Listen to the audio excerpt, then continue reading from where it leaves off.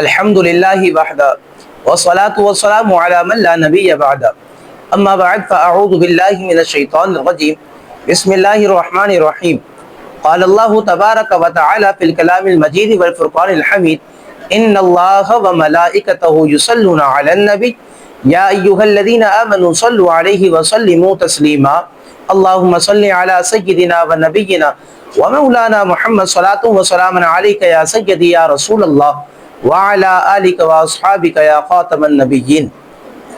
اللہ تبارک و تعالیٰ کی حمد و ثنا کے بعد نبی اکرم نور مجسم شفیع معظم صلی اللہ تعالی علیہ وسلم کی بارگاہ مقدسہ میں درود و سلام کا ہدیہ پیش کر لینے کے بعد بحمد اللہ تعالی درس قرآن کی 5ویں نشست کے ساتھ آپ کے سامنے حاضر ہونے کا موقع میسر آیا۔ چونکہ ہمارا درس قرآن بھی ہے، خلاصہ تراویح بھی ہے، درس تراویح بھی ہے، اور بحمد اللہ تعالی گزشتہ نشست میں آپ کے سامنے سورۃ النساء کا آغاز کیا تھا اور سورۃ النساء کی آیت نمبر 34 تک ہم نے گفتگو کی، اور آج کی نشست میں بھی آپ کے سامنے سورۃ النساء کی چند ایک آیات مزید ہیں کہ اس پر گفتگو کرنی ہے، اور پھر سورہ مائدہ کی طرف آج ہمیں چلنا ہے۔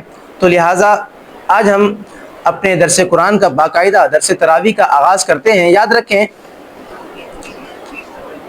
سورۃ النساء کی آیت نمبر 64 میں اللہ رب العالمین جل وعلا نے ارشاد فرمایا، یقیناً یہ آیت کریمہ تو ایسی ہے کہ جب بندہ پڑھتا ہے اور جب بندہ سنتا ہے تو اس کا ایمان تازہ ہو جاتا ہے، یقیناً وہ حضور سے مزید محبت کرنے لگ جاتا ہے۔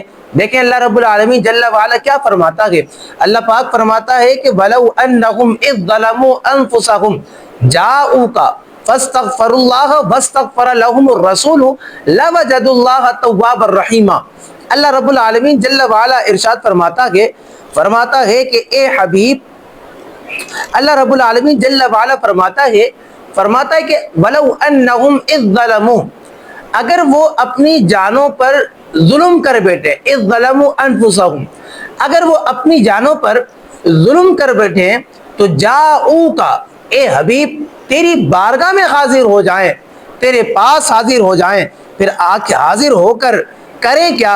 رب العالمین جل وعلا فرماتا ہے کہ فَاسْتَغْفَرُوا اللَّهَ، تیری بارگاہ میں حاضر ہونے کے بعد اے حبیب اللہ سے معافی چاہیں، اللہ تبارک و تعالیٰ سے استغفار کریں، اور پھر آگے فرمایا وَاسْتَغْفَرَ لَهُمُ الرَّسُولُ، اور رسول بھی ان کی مغفرت کی دعا کرے تو لَوَجَدُوا اللَّهَ تواب الرحیمہ، تو اللہ تبارک و تعالیٰ کو بہت توبہ قبول کرنے والا اور مہربان پائیں گے۔ تو یہ آیت کریمہ کا جو کہ معنی آپ کے سامنے بیان کیا۔ اب یہاں پر وَلَوْ أَنَّهُمْ رب العالمین جل وعلا نے ارشاد فرمایا کہ اگر وہ اپنی جانوں پر ظلم کر بیٹھیں، اس وہ ہم ضمیر وَلَوْ أَنَّهُمْ، یہ ہم ضمیر وہ، تو اس میں کون کون شامل ہے؟ مفسرین اکرام ارشاد فرماتے ہیں کہ اس ہم ضمیر میں قیامت تک کے جن و انس، یہ تمام کے تمام جو ہے وہ داخل ہیں۔ اب یہاں پر مزید جو ہے مفسرین اکرام ارشاد فرماتے ہیں کہ اگر ہم اس آیت مبارکہ کو دیکھیں تو یہ آیت مبارکہ اگرچہ ایک خاص واقعے کے اعتبار سے اس آیت کریمہ میں اللہ رب العالمین جل وعلا نے جو کہ وہ کلام فرمایا ہے، لیکن حضور کے دربار میں حاضر ہونے کا حکم کہ جاؤکا، کہ محبوب تیری بارگاہ میں حاضر ہو جائیں، یہ حضور کی بارگاہ میں حاضر ہونے کا حکم، یہ حکم عام ہے۔ مفسرین اکرام نے لکھا یہ حکم جو ہے وہ بالکل عام ہے کہ اے محبوب جب وہ اپنی جانوں پر ظلم کر بیٹھیں تو تیری بارگاہ میں حاضر ہو جائیں، تمہاری بارگاہ میں حاضر ہو لینے کے بعد فاستغفر اللہ، اللہ تبارک و تعالیٰ سے معافی کو طلب کریں۔ اللہ اکبر۔ آگے مزید ہم اس آیت کریمہ پر گفتگو کریں تو یاد رکھیے گا یہاں پر مفسرین اکرام ارشاد فرماتے ہیں کہ یہ حکم یعنی حضور کے دربار میں حاضر ہونے کا حکم یہ حضور کی ظاہری حیات میں بھی تھا، اور حضور کریم علیہ الصلوۃ والسلام نے جب وصال ظاہری فرمایا اب بھی یہ حکم عام ہے، یعنی دونوں اعتبار سے یہ حکم ہے، یعنی کہ جب حضور हुजूर करीम अलैहिस्सलातु वस्सलाम हयात थे اور جو ہے آپ جو ہے وہ جلوہ افروز تھے تب بھی یہ حکم تھا اور صحابہ اکرام اس حکم پر عمل کیا کرتے تھے. اب جب حضور کریم علیہ الصلوۃ والسلام نے دنیا سے ظاہری پردہ فرمایا تب بھی آج کے مسلمان جو کہ قرآن مجید فرقان حمید کے اس حکم پر عمل کرتے ہوئے سرکار کریم علیہ الصلوۃ والسلام کی مبارک بارگاہ میں حاضر ہوتے ہیں. اور یہ حاضر ہونا یہ صرف ہمارے اندر ہی جو ہے نہیں بلکہ یہاں پر مزید جو ہے مفسرین اکرام نے اس آیت کریمہ کے ضمن میں اس بات کو لکھا.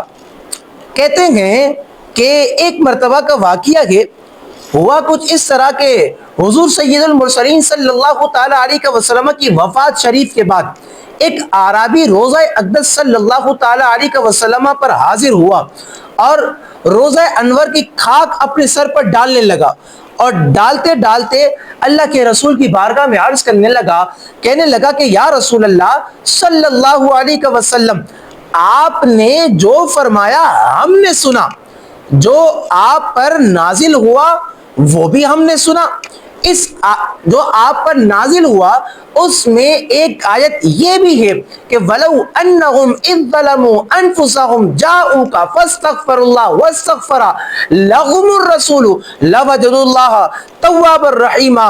یا رسول اللہ ہم نے اس کلام کو سنا ہے یا رسول اللہ ہم نے اس آیت کو بھی سنا ہے یا رسول اللہ بے شک میں نے اپنی جان پر ظلم کیا ہے اور میں آپ کی بارگاہ میں حاضر ہوں.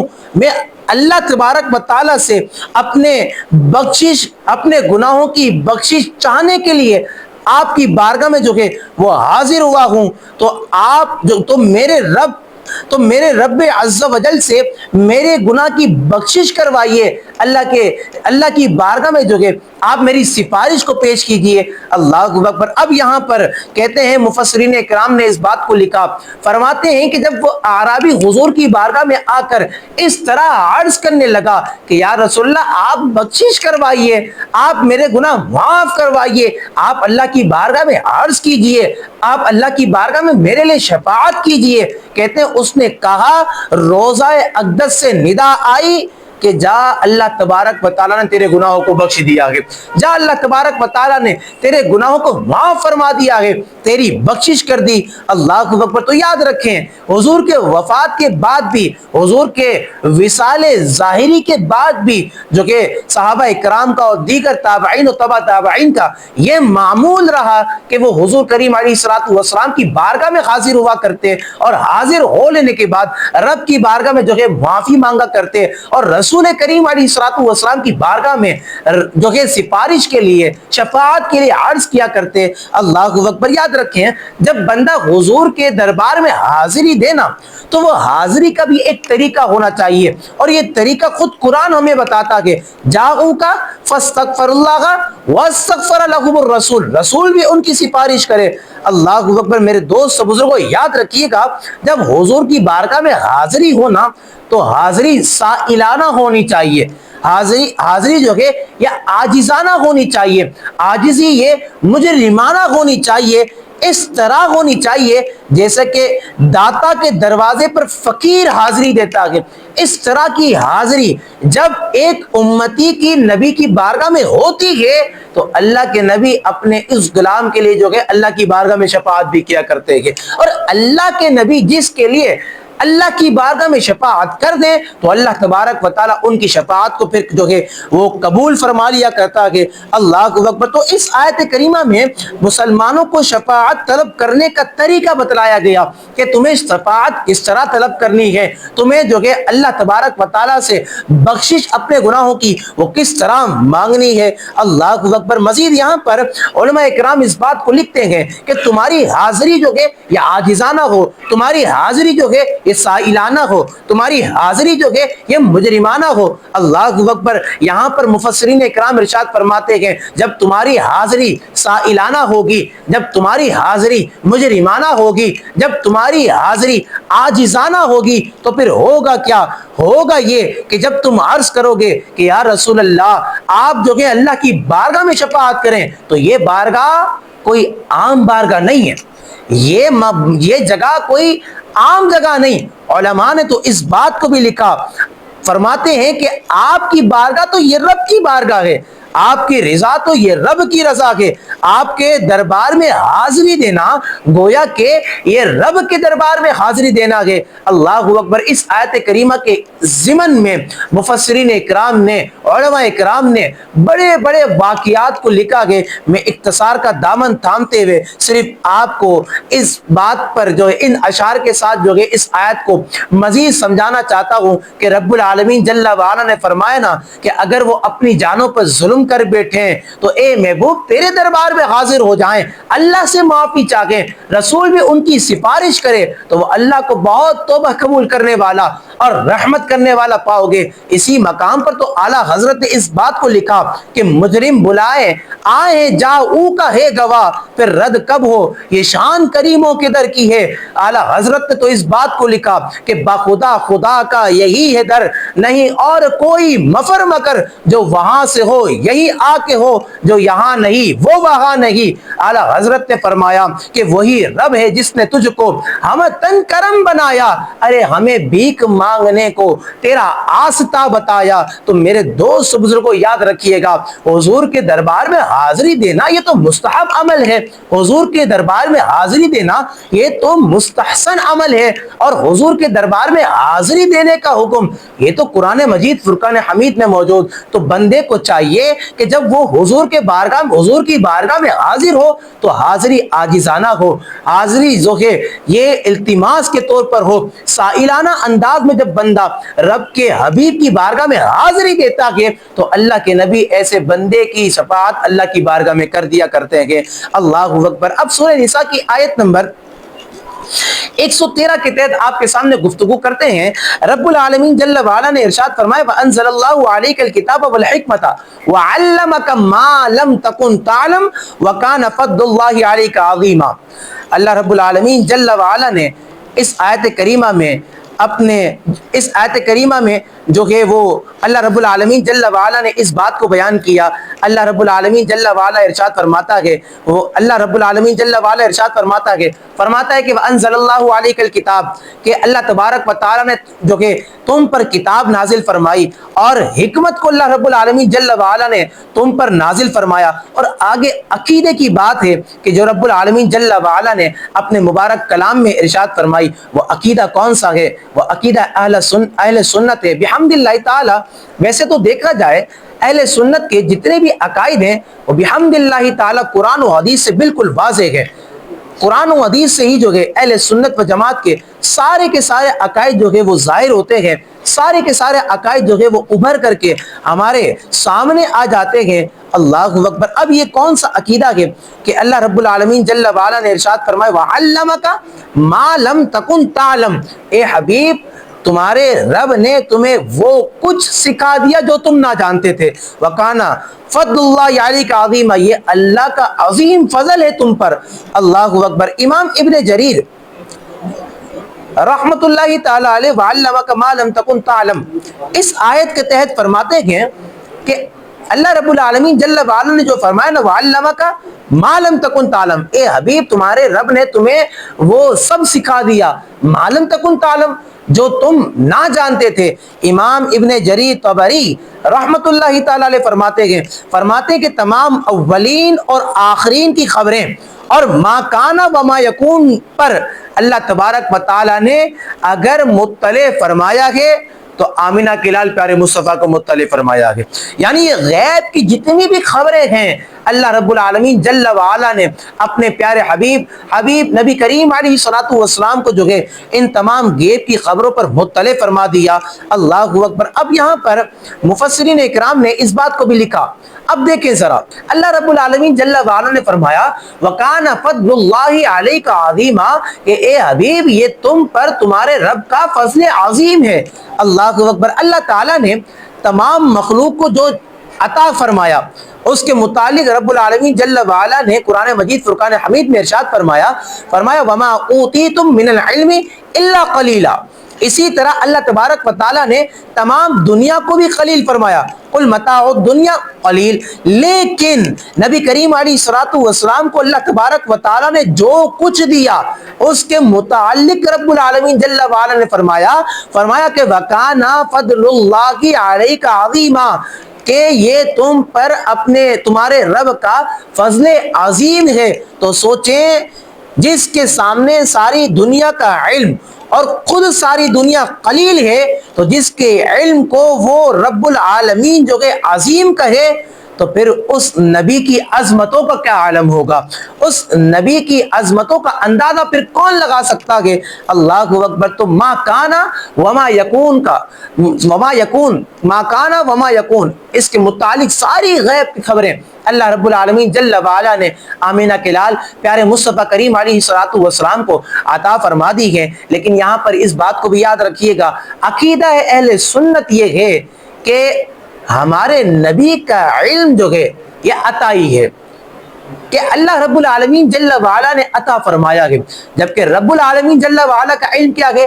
یہ اس کا علم ذاتی ہے، اس کا یہ علم ابدی ہے، اس کا یہ علم ازلی ہے، اور ہمارے نبی کریم علیہ الصلوۃ والسلام کا علم جو ہے یہ عطائی ہے۔ اللہ اکبر۔ بس اس فرق کو جب بندہ سمجھ جاتا ہے تو وہ شرک و بدعت کے فتوے پھر جو کہ وہ نہیں لگایا کرتا۔ اب ہم چلتے ہیں سورہ مائدہ کی طرف۔ رب العالمین جل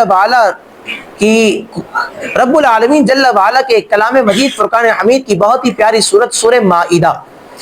یاد رکھیں یہ سورت مبارکہ ترتیب مصحف کے اعتبار سے 5ویں سورت ہے۔ اس سورت مبارکہ میں بالاتفاق 16 رکوع ہیں، اور آیات کی تعداد میں مفسرین کا اختلاف پایا جاتا ہے۔ بعض فرماتے ہیں کہ 122 آیت کریمہ ہیں، بعض کے نزدیک 130 ہیں، بعض کے نزدیک جو ہے وہ 120 ہے، اور ہمارے قرآن مجید فرقان حمید میں جو لکھی ہوئی ہے، جو موجود ہیں، وہ کل 120 آیت کریمہ ہیں۔ اب یہ جو آیتوں کا اختلاف ہے، اس اختلاف کو بھی سمجھنا کہ مفسرین اکرام نے اس بات کو بھی لکھا ہے، فرماتے ہیں کہ یہ اختلاف صرف اور صرف آیت کو گننے کے اعتبار سے ہے، وگرنہ سب کے نزدیک سورہ مائدہ کی وہی ہی آیت کریمہ ہے کہ جو قرآن مجید فرقان حمید میں لکھی گئی ہے۔ اب آگے مقام نزول اس کا کیا ہے؟ مفسرین اکرام ارشاد فرماتے ہیں کہ سورہ مائدہ کو اللہ رب العالمین جل وعلا نے مدینہ طیبہ میں نازل فرمایا۔ البتہ ایک آیت کریمہ ہے، الیوم اکملت لکم دینکم واتممت علیکم نعمتی ورضیت لکم الاسلام دینا۔ یہ آیت کریمہ جو ہے حجۃ الوداع کے موقع پر عرفے کے دن مکہ مکرمہ میں سرکار کریم علیہ الصلوۃ والسلام نے خطبے میں اس آیت کریمہ کو جو ہے وہ تلاوت فرمایا۔ لیکن جتنی بھی آیت کریمہ اس کی ہے اور یہ سورت مبارکہ اللہ رب العالمین جل وعلا نے مدینہ شریف میں نازل فرمائی سوائے اس آیت کریمہ کے۔ اب اس سورت کا نام جو ہے مائدہ رکھا گیا۔ اس کی وجہ کیا ہے؟ مفسرین اکرام ارشاد فرماتے ہیں کہ عربی میں دسترخوان کو مائدہ کہتے ہیں۔ اب اس سورت مبارکہ کی آیت نمبر 112 سے لے کر 115 میں بالکل یہ واقعہ مذکور ہوا ہے کہ حضرت عیسیٰ علیہ السلام کے حواریوں نے حضرت عیسیٰ علیہ السلام سے آسمان سے مائدہ کے نزول کا مطالبہ کیا تھا، تو آپ نے دعا فرمائی۔ تو بہرکیف یہ واقعہ مذکور، تو اسی مناسبت سے اس سورت مبارکہ کا نام جو ہے یہ مائدہ رکھا گیا۔ اب اس سورت مبارکہ کی فضیلت بھی ہے۔ اللہ رب العالمین جل وعلا کے پیارے حبیب کریم علیہ الصلوۃ والسلام کے بہت ہی پیارے صحابی حضرت عبداللہ بن عمر رضی اللہ تعالیٰ عنہ فرماتے ہیں کہ جب حضور کریم علیہ الصلوۃ والسلام پر سورہ مائدہ نازل ہوئی تو آقا کریم علیہ الصلوۃ والسلام اس وقت سواری پر موجود تھے، تو سواری کا بوجھ اٹھانے کی طاقت نہ رہی، اسی لیے جو ہے آپ سواری سے نیچے تشریف لے آئے۔ یہاں پر ایک اور جو ہے سورہ مائدہ کے متعلق یہ روایت موجود ہے حضرت مجاہد رضی اللہ تعالیٰ عنہ سے، فرماتے ہیں کہ حضور کریم علیہ الصلوۃ والسلام نے ارشاد فرمایا کہ تم اپنے مردوں کو سورہ مائدہ جبکہ عورتوں کو سورہ نور سکھایا کرو، سورہ نور سکھاؤ۔ تو مردوں کے لیے سورہ مائدہ کہا اور عورتوں کے لیے سورہ نور۔ اب اس کی وجہ کیا ہے؟ اس کی وجہ بھی جو ہے علماء نے لکھی ہے۔ علامہ عبد الرؤف مناوی رحمۃ اللہ تعالی علیہ نے اس بات کو لکھا کہ سورہ مائدہ میں مردوں کے متعلق مردوں کو زجر و توبیخ یعنی ڈانٹ ڈپٹ کی گئی ہے، اسی لیے سورہ مائدہ مردوں کو سکھانے کا حکم اللہ کے نبی کریم علیہ الصلوۃ والسلام نے ارشاد فرمایا۔ اسی طرح سورہ نور میں جو کہ عورتوں کو زجر و توبیخ یعنی کہ ڈانٹ ڈپٹ کی گئی ہے، اسی لیے عورتوں کو جو کہ سورہ نور سکھانے کا حکم جو کہ نبی کریم صلی اللہ علیہ وسلم نے ارشاد فرمایا۔ اب اس کی آیت کریمہ جو کہ وہ کثیر ہے، میں مختصر الفاظوں میں پیش کرتا جاؤں گا، کچھ جو ہے اشارتاً گفتگو ہوگی اور کچھ صراحتاً، لہٰذا اپنی توجہ آپ میری طرف ہی رکھیے گا۔ آیت نمبر 3 میرے رب العالمین جل وعلا نے فرمایا الیوم اکملت لکم دینکم واتممت علیکم نعمتی ورضیت لکم الاسلام دینا۔ رب العالمین جل وعلا نے یہاں پر کلام مجید فرقان حمید میں ارشاد فرمایا کہ آج میں نے تمہارے لیے تمہارا دین مکمل کر دیا اور میں نے تم پر اپنی نعمتیں پوری کر دی اور تمہارے لیے اسلام کو جو ہے اسلام کو دین پسند کر لیا۔ اب یہاں پر صرف ایک توجہ آپ کو جو کہ وہ دلوانا چاہتا ہوں جو کہ بہت ہی اہم ترین ہے، یاد رکھیں رب تعالیٰ نے فرمایا الیوم اکملت لکم دینکم، آج میں نے تمہارے لیے تمہارے دین کو مکمل کر دیا۔ تو دین مکمل ہو چکا ہے، دین کو رب العالمین جل وعلا نے مکمل فرما دیا ہے۔ اب جب دین مکمل ہو چکا ہے تو پھر یاد رکھیں کسی بھی دوسرے نبی کی ضرورت نہیں پڑتی، کسی بھی دوسرے نبی کی ضرورت نہیں ہے، کیونکہ دین مکمل ہو چکا ہے۔ تو دین کا مکمل ہونا بھی اس بات کی دلیل ہے کہ اللہ تبارک و تعالیٰ نے ختم نبوت کا تاج سجایا ہے تو آمینہ کے لال پیارے مصطفیٰ کریم علیہ الصلوۃ والسلام کے سر پر سجایا گیا۔ اب اسی صورت مبارکہ کی آیت نمبر 6 رب العالمین جل وعلا نے فرمایا کہ یا ایھا الذین آمنوا اذا قمتم الی الصلاۃ فاغسلوا وجوہکم وایدیکم الی المرافق وامسحوا برؤوسکم وارجلکم الی الکعبین۔ رب العالمین جل وعلا نے ارشاد فرمایا کہ اے ایمان والو، جب تم نماز کے لیے کھڑے ہو یعنی جب تم نماز کا ارادہ کرو تو اپنے چہرے کو دو، اپنے ہاتھوں کو دو جو کہ وہ کونیوں تک، اور اپنے سروں کا مسح کرو اور اپنے جو کہ پاؤں کو دو ٹخنوں تک۔ تو یہ آیت کریمہ میں اللہ رب العالمین جل وعلا نے وضو کے 4 فرائض کو جو ہے وہ بیان فرمایا ہے، تو آیت بھی آپ کے سامنے بتلا دی۔ تو وضو کے 4 فرائض جس آیت میں اللہ رب العالمین جل وعلا نے ارشاد فرمائے وہ سورہ مائدہ کی آیت نمبر 6۔ اب آیت نمبر 15 میں رب العالمین جل وعلا نے ارشاد فرمایا قد جاءکم من اللہ نور و کتاب مبین۔ رب العالمین جل وعلا نے ارشاد فرمایا کہ تحقیق تمہارے پاس اللہ کی طرف سے نور آیا اور روشن کتاب آئی، کتاب مبین آئی۔ اب نور سے مراد کیا گیا؟ یہاں پر مفسرین اکرام کے بہت سارے اقوال ہم کو ملتے ہیں، لیکن امام ابو جعفر محمد بن جریر طبری متوفہ 310 رحمت اللہ تعالی علیہ آپ ارشاد فرماتے ہیں کہ اللہ تعالیٰ نے اہل تورات اہل انجیل کو مخاطب کر کے ارشاد فرمایا کہ تمہارے پاس جو ہے وہ نور اور کتاب مبین آ گئی۔ نور سے مراد آمینہ کے لال پیارے مصطفیٰ کی ذات مبارکہ ہے، اور کتاب مبین سے مراد جو کہ وہ قرآن مجید ہے۔ اسی طرح علامہ سید محمود آلوسی رحمت اللہ تعالی علیہ نے اس مقام پر اس بات کو لکھا، آپ فرماتے ہیں کہ نور سے مراد نور عظیم ہے جو تمام انوار کا نور ہے۔ وہ کون ہے؟ وہ نبی مختار یعنی کہ آمینہ کے لال پیارے مصطفیٰ کریم علیہ الصلوۃ والسلام کی ذات مبارکہ ہے۔ اب پھر آگے چل کر مفسرین اکرام جو کہ وہ نور کی تقسیم کرتے ہیں، بعض جو کہ وہ نور حسی پھر نور جو ہے معنوی ارشاد فرماتے ہیں۔ ہم بس اتنا کہتے ہیں کہ ہمارے نبی نور ہیں کہ چمک تجھ سے پاتے ہیں سب پانے والے، میرا دل بھی چمکا دے چمکانے والے، اللہ اکبر۔ اب آیت نمبر 35 سورہ مائدہ کی رب العالمین جل وعلا اپنے مبارک کلام میں ارشاد فرماتا ہے یا ایھا الذین آمنوا اتقوا اللہ وابتغوا الیہ الوسیلہ۔ اللہ رب العالمین جل وعلا نے اپنے مبارک کلام میں اس بات کو ارشاد فرمایا کہ اے ایمان والو، اللہ سے ڈرو اور اللہ کی راہ میں جو کہ اللہ کی طرف جو ہے وسیلہ تلاش کرو۔ تو وسیلہ تلاش کرنے کا حکم رب العالمین جل وعلا نے کلام مجید فرقان حمید میں جو کہ وہ ارشاد فرمایا۔ اب سوال یہ پیدا ہوتا ہے کہ وسیلہ کا معنی کیا ہے؟ پھر علماء اس بات کو ارشاد فرماتے ہیں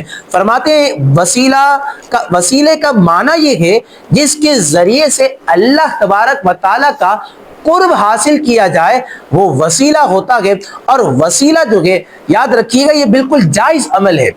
وسیلہ یہ اس کا تلاش کرنے کا حکم تو جو ہے رب العالمین جل وعلا نے قرآن مجید فرقان حمید میں خود ارشاد فرمایا کہ نماز کو بھی وسیلہ بنانے کا حکم ارشاد فرمایا اور دیگر۔ لیکن یہاں پر میں آپ کو ایک روایت پیش کر کے سناتا ہوں کہ خود حضور کریم علیہ الصلوۃ والسلام نے اپنے وسیلے سے اللہ کی بارگاہ میں دعا کرنے کی تعلیم ایک صحابی رسول کریم علیہ الصلوۃ والسلام کو دی۔ ایک صحابی رضی اللہ تعالیٰ عنہ کو جو ہے حضور کریم علیہ الصلوۃ والسلام نے وسیلے کی تعلیم خود دی، اور یہ روایت ابن ماجہ کے اندر موجود ہے۔ اب وہ روایت کیا ہے ذرا سنیے گا۔